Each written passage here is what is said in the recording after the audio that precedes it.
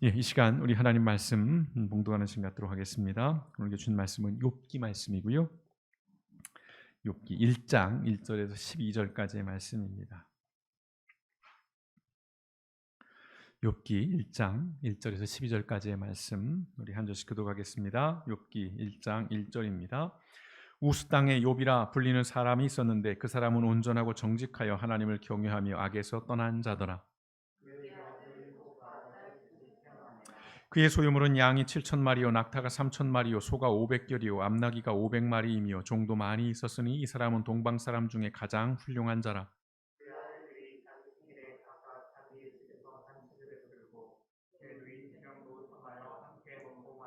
그들이 차례대로 잔치를 끝내면 욥이 그들을 불러다가 성결하게 하되 아침에 일어나서 그들의 명수대로 번제를 드렸으니 이는 욥이 말하기를 혹시 내 아들들이 죄를 범하여 마음으로 하나님을 욕되게 하였을까 함이라.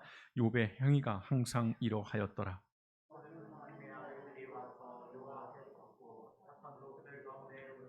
여호와께서 사탄에게 이르시되 내가 어디서 왔느냐. 사탄이 여호와께 대답하여 이르되 땅을 두루 돌아 여기저기 다녀왔나이다.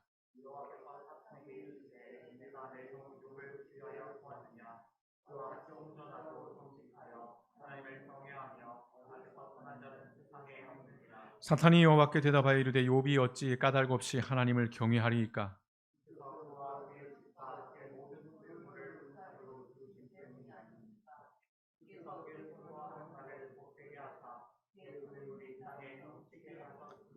이제 주의 손을 펴서 그의 모든 소유물을 치소서. 그리하시면 틀림없이 주를 향하여 욕하지 않겠나이까.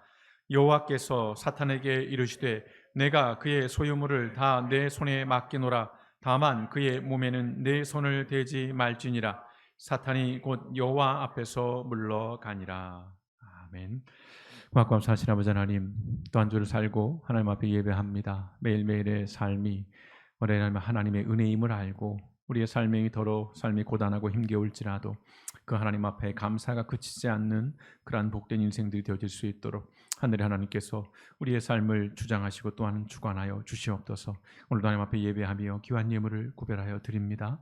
저마다의 소원을 담고 간구를 담아 하나님 앞에 올려드려 싸우니 드려진 예물을 기억하시고 그 쓰임에 합당케 하시며 물질로 말미암아 고단한 인생을 살아가는 모든 인생 속에서도 특별히 우리 하나님 길복 가족들을 하나님께서 기억하여 주시어서 주여 아버지는 비단 먹고 사는 문제만이 아니라 주여 아버지의 물질이 하나님을 영화롭게 하고 또 하나님께 영광 돌리는 그러한 도구와 수단이 되어질 수 있도록 우리 하나님께서 길복교에 속한 모든 성도들의 가정, 직장, 사업장 가운데 특별한 은혜로 함께하여 주시옵소서.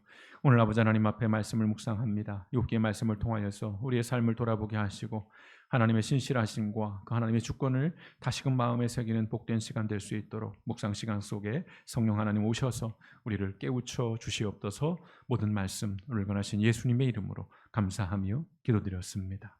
아멘. 이 시간에 잠시 주신 말씀 묵상하는 시간 갖도록 하겠습니다. 네, 묵상하신 말씀 잠시 나누는 시간 갖도록 하겠습니다. 아주 오래전입니다. 수천 년 전에 아브라함과 이삭과 야곱이 살던 시대, 우리가 이 시대를 족장 시대라고 부르는데요. 그 시대에 지금의 요르단 남부 지역으로 추정이 되는 지역의 우스라고 하는 땅에 오늘 말씀에 보면 욥이라고 하는 사람이 살고 있었습니다. 자, 오늘 욥에 대해서 성경은 이렇게 표현하죠. 이 사람은 진실하고 정직한 사람이라고 그렇게 말씀합니다. 달리 표현하면 인격적으로 굉장히 성숙하고 훌륭한 사람이라는 것이고요. 또 이 사람은 하나님을 두려운 마음으로 섬기고 악을 멀리하는 사람이라고 말씀합니다. 종교적으로 보자면 매우 경건하고 거룩한 신실한 사람이라는 것입니다.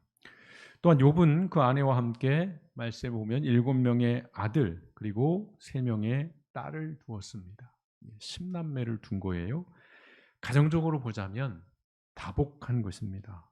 오늘 우리 기준으로 보면 여러 가지 상도 받고 엄청난 대우를 받았을 것 같아요. 또한 여기에 그치지 않고 욥은 그가 가진 소유물을 성경은 뭐라고 말씀합니까? 양이 7,000마리고요. 낙타가 3,000마리, 소가 1,000마리고 암나귀가 500마리를 소유했다라고 이야기합니다. 경제적으로 매우 부유한 그런 사람입니다. 그리고 최종적으로 이렇게 평가하죠. 3절에 보시면 욥은 동방 사람 중에서 가장 훌륭한 자라. 다른 번역본에서는 뭐 부자라 이런 표현도 씁니다만 총칭해서 본다면 훌륭한 사람, greatest죠. 그런 평가를 받는 인물입니다. 오늘 이 짧은 소개 속에서만 놓고 본다면 모든 면에서 완전에 가까운 사람입니다. 뭐 완벽한 인간은 없으니까요. 그러나 거의 근사치에 이를 만한 그런 사람. 그런데 어느 날 하나님과 사탄이 이 신실한 욥을 두고 내기를 합니다. 이 설정부터가 이제 저는 막히는 설정이에요.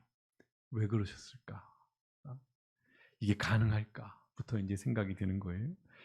자, 사탄이 하나님께 이렇게 말합니다. 9절. 욥이 하나님을 두려운 마음으로 섬기는 데는 어찌 이유가 없겠습니까? 도발을 하는 겁니다. 하나님께. 그리고 이건 우리가 누구나 갖고 있는 일반적인 생각들이에요. 그래, 욥이 그렇게 뭐 하나님 앞에 신실하고 또 경건한 삶을 살고 그건 이유가 있지 않겠어? 그가 지금 부자로 살고 있고 가정적으로도 다복하고 무엇 하나 모자란 부족함이 없는 것이기 때문에 또 하나는 그것들을 잃어버릴까 두려운 마음에 하나님을 그렇게 섬기는 것 아니겠느냐라고 하는 그런 도발을 해요. 자, 욥은 그 욥의 신실함은 곧 하나님께 받은 복 때문이다라고 이 사탄이 이야기를 하는 것이에요. 그러면서 그 욥의 소유를 빼앗아 버린다면 즉시로 하나님을 저주할 겁니다라고 이야기를 합니다. 사탄의 이야기에 하나님이 이렇게 반응을 해요. 그렇다면 욥을 시험해 봐라. 여기부터도 저는 좀 막힙니다. 왜 그러셨을까? 그런 생각이 드는 거예요. 자, 그러자 사탄은 이제 즉시로 그 하나님과의 내기 이제 작전에 들어가지요. 욥의 재산과 자녀들을 빼앗아 버립니다. 하루 아침에 그 모든 재산이 다 날아가 버립니다. 사라져 버려요. 네, 뿐만 아니라 그 자녀들이 죽어 버립니다. 이 또한 걸리는 부분이에요. 꼭 그렇게까지 하셔야 했을까? 그 방법밖에 없었을까? 뿐만 아니라 이제 욥 자체는 이제 악성 종기에 시달려요. 그래서 도자기 이 조각을 가지고 온몸을 팍팍 긁고 있는, 너무 간지럽고 고통스러우니까. 한번 생각해 보십시오. 하루아침에 모든 것을 잃어버렸어요. 오늘 이 구약 성경 욥기의 말씀은 이 이야기로, 이러한 배경으로, 이러한 것으로 시작을 합니다. 욥기는요, 순서상으로는 한참 중간쯤에 있지만 성경에서 가장 오래된 책이에요. 족장 시대의 얘기, 어찌 보면 창세기보다 더 오래된 얘기일 수 있습니다. 그래서 가장 어려운 말씀이기도 해요. 물론 오래됐기 때문에 어렵다라는 것이 전부는 아니에요. 오늘 이 욥기 말씀이 어려운 것은 본질적으로 이 욥기라고 하는 성경 말씀이 다루고 있는 주제 때문입니다. 욥기는 하나님의 주권 그리고 인간의 고난에 대한 이야기를 해요. 특별히 우리가 그런 얘기를 많이 하잖아요. 의인의 고난 또는 악인의 번성. 참 우리가 이 악고론이라고 하는 신학적인 주제는 참 어려운 문제입니다. 왜 의인들에게 재난이 닥치고 왜 누가 봐도 악인인 저들은 번성하는 걸까? 수없이 많은 믿음의 사람들이 이 문제 속에서 미끄러지고 신앙을 잃고 길을 잃고 했던 것을 우리는 성경을 통해서도 보게 되고요. 다음 주 말씀인 시편에서도 그러한 의문들이 끊임없이 등장을 하게 됩니다. 이 고난의 문제는 사실은 인류의 역사와 함께하는 것이지요. 사람이 살아가는 그때로부터 고난은 이미 시작된 그만큼 오래된 주제를 다루고 있기 때문에 그만큼 오래된 책이기도 하고 그래서 그 오랜 주제이기 때문에 어려운 그러한 책이고 주제라는 것입니다. 오늘 욥기를 보면 온통 왜라는 질문으로 가득 차 있습니다. 풀리지 않는 삶의 의문 그리고 이해되지 않는 인생의 문제들을 가지고 때로는 절박함으로 때로는 분노함으로 하나님께 부르짖고 있는 사람의 이야기가 바로 이 욥기 말씀이에요. 또한 그 간절하고 그 절박한 부르짖음을 통해서 간절한 마음으로 하나님의 대답을 듣고 싶어하는 사람의 이야기이기도 합니다. 그래 누군가는 이 질문에 대해서 이런 식으로 표현합니다. 욥의 그 질문 또는 욥의 그 절규, 그 부르짖음은 학교 등굣길에 만취 운전자에 치여서 아이를 잃은 한 어머니의 질문이라는 것이에요. 여러분 한번 상상해 보십시오. 요즘 그런 사고들이 자주 일어나잖아요. 멀쩡히 내 아이를 학교에 보냈어요. 근데 그 아이가 학교 앞에서 음주운전자에 의해서 목숨을 잃어버리는 일이 생겨요. 또 이런 질문입니다. 암에 걸려 시한부 판정을 받은 한 사람. 근데 그 사람은 한평생 성실하게 살았던 사람이에요. 정말 누구보다도 열심히 살았고 누구보다도 모범적으로 살았던 그 한 사람이 갑자기 이제 당신은 3개월 남았습니다. 라는 그러한 판결을 받았을 때의 그 의문, 그대의 그 마음이라는 것이죠. 아울러 욥의 질문은 갑작스럽게 배가 침몰하고 다리가 붕괴되어서 가족을 잃은 사람들의 질문이라는 것입니다. 욥기는 말해요. 왜 나에게, 왜 우리 가족에게 이런 일이 일어났는가에 대한 고통스러운 외침이고 절규예요. 여러분, 그래서 어렵습니다. 이러한 질문, 이러한 의문, 이러한 상황, 지금 이러한 형편 가운데 있는 사람들에게 여러분 무엇이라고 말씀해 주실 수 있겠어요? 무슨 얘기를 해줄 수 있겠습니까? 근데 이 욥기가 더 어려운 이유는요. 이러한 절박한 부르짖음에 대해서 그다지 친절하지 않다는 것입니다. 이게 또 제가 걸리는 부분이기도 해요. 욥기를 보시면 그러면 여기에 답을 주시겠지. 하나님이 사탄과 내기를 했는데 그럼 그 과정에서 하나님께서 친절하게 모든 것을 우리에게 말씀해 주시겠지. 아니요. 그렇지 않습니다. 명확하고 명료한 답을 주지 않아요. 욥기는 42장이에요. 굉장히 긴 말씀입니다. 그 긴 말씀이지만 그 속에 무엇 하나 속 시원한 대답을 주지 않아요. 오히려 왜라는 절규에 왜라고 반문을 걸어와요. 굉장히 짜증나는 말씀입니다. 좀 표현이 그렇습니다만 그게 실제예요. 왜라고 묻는데 그러면 그것은 이런 거야 라고 우리에게 설명을 하면 좋겠는데 오히려 물어요. 왜? 아주 얄밉게 묻는 거예요. 그러면서 욥기는 뭐라고 우리에게 오히려 대묻냐면요. 왜 당신에게 이런 일이 일어나면 안 되는가? 얼마나 얄미운 질문이에요. 아이를 잃은 어머니가 하나님 앞에 기도하고 있는데 묻는 거 왜? 네 아이가 죽지 않아야 될 이유가 뭔데? 여러분 그럼 그때도 교회를 다닐 수 있겠어요? 하나님 앞에 기도하실 수 있겠습니까? 근데 욥기는 그런 말씀으로 이어져 가요. 아주 야박하고 아주 잔인한 그런 질문을 던지는 거예요. 그리고 우리 이렇게 얘기합니다. 선한 사람이라고 고난을 면제받는 것은 아니다. 틀린 말은 아니지만 짜증나는 말이고요. 너무 고통스러운 그런 이야기예요. 그러면 욥기를 읽다 보면 자연스럽게 저는 이런 질문을 하게 돼요. 그러면 우리가 선하게 살아갈 이유가 뭡니까? 여러분 우리가 선하게 살아야 할 이유가 뭐예요? 그런 반항적인 질문이 생깁니다. 욥기는 그래서 끝없는 질문의 책이기도 해요. 여러분 다시 말씀드려요. 욥기는 어려운 책입니다. 좀 딱딱한 표현으로 실존적으로, 철학적으로, 신학적으로 아무리 이해하려고 해도 어렵고 힘들기만 한 책입니다. 그래서 일단 이 욥기가 가진 불편한 진실부터 우리는 좀 인정하고 가야 할 것 같습니다. 욥기는요. 우리의 삶이 설명할 수 없고 이해할 수 없는 신비로 가득 차 있다라고 말해요. 전제가 그렇습니다. 미스터리라고 얘기를 해요.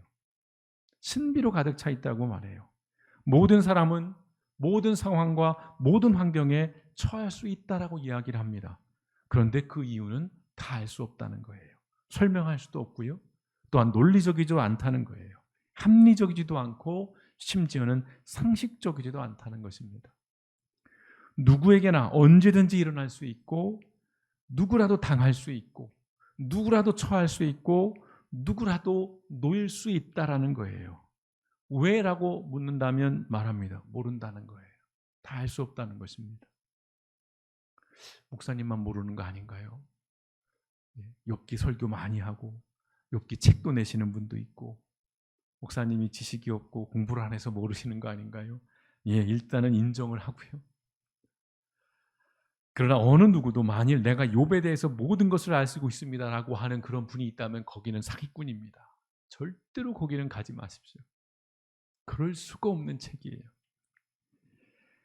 자, 더 어려운 말씀을 드립니다. 욥기는 끊임없이 문제를 제기하지만 사실은 이 책은요, 그 문제의 답을 얻기 위한 책이 아니에요. 이런 말장난을 해보고 싶습니다. 욥기는 풀기 위한 신비가 아니라 안고 가기 위한 신비다. 제가 말장난이라고 표현을 썼습니다마는 그러나 여러분 곱씹어 보실 말씀입니다. 답을 얻기 위한, 답을 주는 말씀이 아니에요. 이건 우리가 사는 동안 안고 가야 하는 문제들이고 미스터리이고 신비라는 것입니다. 답을 주는 책이 아니고 끊임없이 질문하고 끊임없이 성찰하기 위한 책이라는 것입니다. 예컨대요, 이런 질문들이에요. 우리가 행동하는 대로 정당한 보상을 받기 때문에 하나님을 찬양해야 하는가? 하나님이 나를 부하게 하셨고 하나님이 나를 성공하게 하셨고 하나님이 나를 합격하게 하셨으니까, 나를 질병에서 낫게 하셨고 나를 죽음으로부터 구해 주셨으니까 내가 하나님을 찬양하는가? 아니면 우리가 직면하는 환경과 상관계없이 하나님은 찬양받기 합당하신 분이시기에 찬양하는가? 사실 어려운 질문이에요. 내가 기도했지만 들어주지 않으셨어요. 내가 간구했지만 내 삶은 나아지지 않고 내 형편은 더 어려워져요. 그럼에도 내가 하나님을 찬양한다라는 것. 참 힘겨운 그런 상황들이죠. 또한 우리가 하는 뻔한 질문 하나. 고난은 나쁜 행실에 대한 징벌입니까? 아니면 번영은 좋은 행실에 대한 보상입니까? 참 믿음 생활을, 신앙생활을 하면서 이 질문은 평생 가는 거예요. 내가 고난을 당하면 내가 나쁜 행실을 했으니까 내가 징벌을 받는 거구나. 내가 일이 잘 됐어. 내가 착하게 살았더니, 내가 기도했더니, 내가 11조를 하고, 내가 교회 봉사를 하고, 내가 하나님 앞에 열심히 살았더니 내게 이걸 주시는구나. 여러분, 이걸 단순하게 이해하시면 큰일 납니다. 욥기는 단편적인 생각 또는 어떤 단선적인 판단을 경계하라고 우리에게 주시는 말씀이에요. 다시 말씀드려요. 욥기가 우리에게 말씀하는 것, 인생은 결코 단순하지 않다는 겁니다. 신앙은 더 단순하지 않다는 것입니다. 그럼에도 욥의 가르침을 한 문장으로 요약한다면 이런 것일 것 같아요. 성공과 번영의 시간에 자만하거나 교만하지 말고, 실패와 고난의 시간에 절망하거나 자학하지 말라. 참 이 또한 쉬운 말씀은 아니지만, 그러나 욥이 결국 우리에게 주고자 하는 말씀 중에 하나는 이겁니다. 물론 더 큰 주제는 하나님의 주권이에요. 그 하나님의 주권을 인정한다면 우리의 삶의 태도는 이럴 수밖에 없는 거예요. 성공했어요. 번영했어요. 내가 잘했지. 그렇지. 내가 능력이 있지. 내가 수고했지. 내가 새벽부터 애썼으니까 내가 이럴 만한 성공을 받을 만한, 대가를 받을 만한 가치가 있지. 난 자격이 있지. 아니요. 그렇지 않다는 것이에요. 하나님의 주권이라는 관점에서 보면 하나님이 행하신 거예요. 반면 내가 실패했어요. 고난했어요. 고난을 만납니다. 뭐 되는 일이 하나도 없고 족족 망하고 정말 더럽게 재수 없는 그런 인생. 그래서 막 하나님을 저주하고 또는 내가 뭘 잘못했는지 내 스스로를 끊임없이 자책하고 자학하는, 아니요. 그 순간에도 하나님의 주권을 우리는 생각하라는 것입니다. 상황은 짜증나지만 그러나 하나님이 그 짜증나는 상황 속에서도 그 하나님의 주권은 임하고 있다는 걸 우리가 인정한다면 적어도 우리는 그러면 하나님이 무언가를 하시겠지라고 하는 마음의 신락 같은 소망을 품을 수 있다는 것이죠. 욥기는 우리에게 이것을 말씀하는 것인데요. 신실하신 하나님께서 그럼에도 불구하고 우리의 삶을 주관하고 있다는 이 명징한 사실을 우리가 잊지 말고 그것들을 놓치지 말라고 말씀하는 것입니다. 저는 오늘 이 욥기 말씀을 통해서 왜라는 그 물음들에 대해서 명쾌한 답을 드리지는 못할 것 같습니다. 그러나 우리가 인생의 여정에서 마주한 그 고난으로 인해서 왜라고 절규 가운데 그 영혼의 깊은 밤을 건너고 있는 사람 앞에서 적어도 우리가 하지 말아야 할 그리스도인의 언행에 관해서만큼은 다시 한번 나눠보고 싶습니다. 자, 욥이 고난을 당하자 이제 욥을 위로하기 위해서 세 친구들이 찾아와요. 욥기는 그렇게 구성되어 있습니다. 욥의 세 친구들의 대화, 서로 주고받는 이야기들, 그리고 나중에 엘리후라고 하는 젊은 사람이 와서 욥에게 문제를 해결책을 주는 거예요. 진단을 하는 거예요. 네 고난은 이런 것 때문인 것 같다라고 얘기해 주는 그 대화로 이어지는 거예요. 사실은 욥기는 아주 잘 짜여진 한 편의 희곡입니다. 시나리오예요. 극으로 보면 매우 흥미로운 그런 전개로 돼 있어요. 자, 고난을 겪을 때 사람은 대부분 무력감에 빠지죠. 그리고 삶은 엉망이 돼요. 일상이 무너져 버립니다. 그리고 하나님에 대한 불신, 하나님에 대한 회의로 가득 차게 돼요. 누구나가 그렇습니다. 일단은. 그래서 그때 중요한 게 뭐냐면 하나님에 대해 바른 믿음을 가진 사람들이 주변에 있어야 돼요. 그런 인생이 사실은 되게 복된 인생입니다. 욥에게 그런 사람이 있었다는 거예요. 욥의 친구들은 대단히 먼 거리에서 왔어요. 그 먼 거리를 마다하지 않고 찾아옵니다. 일단 그 것 자체부터도 참 욥은 행복한 사람이에요. 그런데요, 욥의 세 친구들이 찾아와서 7일 동안 뭘 하냐면 아무 말도 안 해요. 침묵하면서 애도와 탄식의 시간을 갖습니다. 상담학적으로 볼 때 대단히 이상적인, 대단히 훌륭한 상담자들이에요. 7일 동안 침묵했어요. 여러분이 욥을 찾아간다 무슨 얘기를 하겠어요? 하루아침에 모든 걸 잃어버리고 종기가 나서 박박 긁고 있는 그 사람 앞에 가서, 여러분 그 친구 앞에 가서 여러분 무슨 얘기를 하겠어요? 그냥 울어주는 거예요. 말없이. 정말 잘했어요, 이 사람들이. 성급하게 위로하고 어설프게 조언하려 하지 않았습니다. 그리고 이들의 말들을 보면 하나님에 대한 이해와 믿음이 굉장히 깊어요. 그리고 아주 성숙한 신앙인들입니다. 그런데요, 이제 3장에서부터 이제 문제가 생기기 시작해요. 욥이 그 극심한 마음의 고통을 이제 토로하기 시작해요. 나 힘들어 죽겠다. 나 너무 어렵다. 막 해요. 그러니까 이제 이 세 친구들이 그 욥에 대해서 반응을 하기 시작해요. 그게 3장에서부터 37장까지 길게 이어지는 내용들이에요. 그런데 이 욥의 세 친구들은 하나님과 그 하나님의 일하심에 대해서 매우 기계적이고 매우 단편적인 이해를 가지고 있었어요. 다시 표현하면 아주 교과서적인 그런 이해만 갖고 있었다는 겁니다. 행위와 결과라고 하는 그 도식에 딱 갇혀 있어요. 물론 이러한 이해가 틀린 것은 아니지만 정확하지도 않다는 것입니다. 예를 들어서요, 그 세 친구 중에 빌닷이라고 하는 친구가 이렇게 말합니다. 8장 3절과 4절에 보시면요, 하나님이 잘못 심판하실 리가 있겠느냐. 그렇죠. 하나님은 실수하지 않으시는 분이죠. 그러니까 맞는 말이에요. 하나님에 대한 이해가 맞아요. 하나님이 잘못 심판하실 리가 있겠느냐. 그처럼 전능하신 분이 어떻게 옳은 일을 그르칠 수 있겠느냐. 하나님의 전능성을 알고 인정합니다. 그리고 옳은 일, 하나님의 그 선한 일들을 그르칠 수 있겠냐라고 얘기해요. 이른바 신정론. 너의 자녀들은 하나님께 범죄한 것이 틀림없다. 귀결이 어떻게 돼요? 자, 하나님은 오류가 없어. 하나님은 잘못 판단하시는 분이 아니야. 그런데 네가 지금 저주를 받았잖아. 네가 재난을 당했잖아. 그러면 분명해. 네 자녀들 죽은 거 네 자녀들이 하나님께 범죄했기 때문이야 라고 얘기해요. 그래서 주께서는 그들에게 마땅히 받아야 할 벌을 주신 것이다. 그렇게 얘기를 합니다. 빌닷은 그 자녀의 죽음이 그들의 죄 때문이라고 확인해요. 교통사고로 아이를 잃은 엄마 앞에 가서 야, 네 아이가 죄져서 그런 거야. 이 얘기를 하고 있는 겁니다. 어떤 사람이요? 하나님을 믿는 신실한 사람이. 이제 다른 친구들도 가세를 합니다. 고난의 원인이 된 죄를 솔직하게 털어놓으라고 압박해요. 야, 네가 신실하고 경건한 것 같지만 너 한번 생각해봐. 너 아마 모르게 지은 죄 있을걸? 너 은밀하게 하나님 앞에 범죄한 게 있을 거야. 틀림없이 너 그렇다라고 얘기를 해요. 그러면서 또 친구 소발이라고 하는 친구가 이런 말을 합니다. 20장 27절 29절 하늘이 그의 죄를 드러낼 것이죠. 땅이 그를 대적하여 증언할 것이며 그의 제사는 하나님의 분노의 홍수에 떠내려가고 말 것이다. 이것이 바로 하나님이 정해놓으신 악인들의 운명이다. 무슨 얘기예요? 너 의인같이 말하지만 너 악인이야. 악인의 운명이 뭔 줄 알아? 홍수에, 그 분노에 다 떠내려가는 거야. 모든 걸 다 잃어버리고 말 거야. 라고 이야기를 하는 것입니다.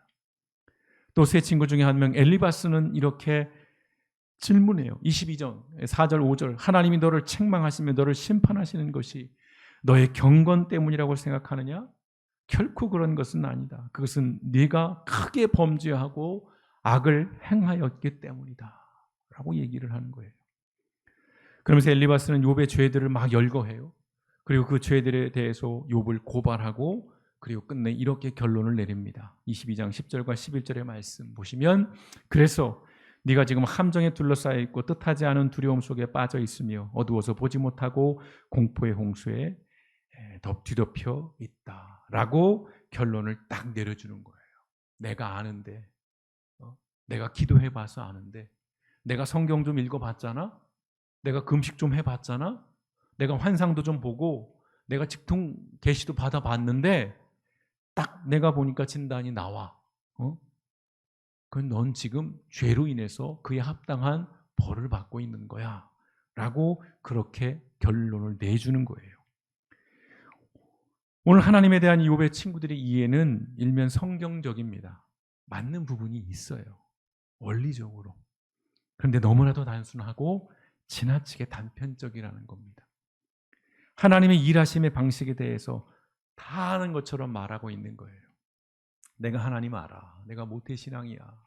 내가 지금 신앙생활 30년째. 우리 지금 3대, 4대가 예수 믿어. 이 얘기하는 거예요. 확정하고요, 단정을 해버립니다. 이들이 하나님은 자신들의 그 단편적인 신학에 맞게 실제로는 축소된 존재인 거예요. 더러 말씀을 드립니다. 인간은 유한해요. 그러니까 인간이 하나님의 수준에 올라가서 그 하나님이 어떤 분인가를 본다면 하나님을 정확히 이해할 수 있을 거예요. 그러나 우리는 유한하기 때문에 하나님의 수준으로 올라갈 수가 없어요. 그러니까 어떤 일을 합니까? 하나님을 내 수준으로 끄집어 내리는 거예요. 내 눈높이에 맞춰서 내가 이해할 수 있고 내가 쉽게 마음에 설복할 수 있는 그 개념으로 규정해버리고, 이게 하나님이야, 이게 하나님의 일하심이야, 이게 진짜 하나님의 모습이야 라고 얘기를 하는 거예요. 내 관점에서 내가 아는 만큼의 수준으로 축소를 시켜버리는 거예요. 오늘 이 욥의 친구들의 문제가 그겁니다. 그런 편협한 축소된 그런 신학을 마치 그것이 전부인 양 얘기를 하는 것입니다. 그러자 이 친구들의 말에 대해서 욥이 이렇게 반응을 해요. 16장 2절과 3절에 보시면, 이런 말은 내가 전에 다 들었다. 왜 안 그렇겠어요? 행위와 결과라고 하는 이러한 도식, 선을 행하면 상을 받고 악을 지으면 벌을 받는다라고 하는 이러한 도식, 내가 다 들어왔다는 거예요. 그러면서 왜 너희는 모두 나를 위로하러 온 것이 아니라 오히려 나를 괴롭히려고 온 자들이구나. 네가 헛된 말을 끝없이 할 작정이냐? 네가 무엇 때문에 그런 말을 하느냐? 친구들에게 뭐라고 이거 할까요? 이 마음 느껴지시죠? 만약에 여러분이 고난 가운데 있는데 아주 친한 친구들이, 예수 잘 믿는 친구들이, 아니 목사가 와가지고, 집사님, 제가 하나님 아는데요, 목사님 죄 졌어요. 아닌 것 같죠? 진지하게 생각해 보세요. 벌 받는 거예요. 하나님은 신실하신 분, 하나님은 공의로우신 분이거든요. 뭐 이런 얘기를 하고 있는 거예요. 그럼 어떤 마음이 들 것 같아요? 아멘 할렐루야가 될 것 같아요? 이런, 참아. 오늘 욥이 친구들을 향해서 아주 뭐라 그럴까요? 흥미로운 표현을 써요. 개역개정 성경 보면 재난을 주는 위로자. 오늘 설교 제목에 그런 것을 넣었네요. 욥이 한 말이에요. 재난을 주는 위로자. 얼마나 모순적입니까? 그런데 오늘 우리 시대의 그리스도인들이 이 욥의 친구들처럼 재난을 주는 위로자로 행동할 때가 너무 많다는 것입니다. 일단은 목회자들이 그렇고요, 교회 오래 다니신 분들이 그렇습니다. 믿음이 좋다고 하는 분들이 재난을 주는 위로자로 행동할 때가 너무 많다는 거예요. 하나님을 잘 알고 하나님을 잘 믿고 경건하고 누가 봐도 거룩한 그리스도인이라고 그렇게 인정을 받고 스스로도 말하지만, 그러나 그들에게서 나타나고 있는 말과 행동은 뭐예요? 타인에 대한 그런 태도나 말을 보면 아주 경솔합니다. 그리고 아주 천박해요. 그리고 무례하기 짝이 없습니다. 욥의 세 친구들이 그래요. 그들이 사실은 굉장히 경건하게 하나님에 대한 이해 속에서 조심스럽게 말하는 것 같지만 실은 한꺼풀만 벗겨보면 너무 무례한 거예요. 하루아침에 10명의 자식들이 다 죽어버렸습니다. 그런데 네 자식들이 죽은 거 그 자식들 죄 때문이야. 그러니까 너 합당한 거야. 슬퍼할 게 아니라 너 하나님 앞에 빌어. 이런 얘기를 하고 있는 거예요. 예, 그런데 이런 것입니다. 침몰 사고로 자식을 잃은 부모들과 스스로 목숨을 끊은 초등학교 교사를 추모하는 사람들을 향해서 뭐라고 말합니까? 야, 시체팔이 구만해. 이런 얘기를 합니다. 요즘 사람들이요. 진상규명을 위해서 단식을 하는 사람들 앞에서 폭식 투쟁을 벌여요. 열흘 20일을 굶고 있는데 그 앞에서 치킨 시켜서 피자 시켜서 먹습니다. 자식을 잃고 탄식하는 부모들을 향해서 이렇게 말하죠. 야, 나라고 하다 죽었냐? 작작해. 적당히 해. 강단에 서서 재난을 당한 나라와 사람들을 향해서 하나님의 심판을 받아서 저주받아서 할 것이라고 당당하게 말합니다. 제가 감히 예언하건대요. 오늘 모로코 지진에 대해서 어느 강단에선가는 그렇게 말씀하는 목사가 있을 겁니다. 저기 이슬람이라서 저주받은 거라고. 예수 안 믿어서 저런 거라고. 고난으로, 고통으로, 슬픔 중에 있는 사람들을 향해서 교회와 그리스도인들이 너무나도 쉽게 하나님의 이름으로 그들을 판단하고 정죄하는 일들이 너무나도 안타깝습니다. 여러분, 분명히 말씀드려요. 죄와 어리석음은 분명 고난으로 이어질 수 있습니다.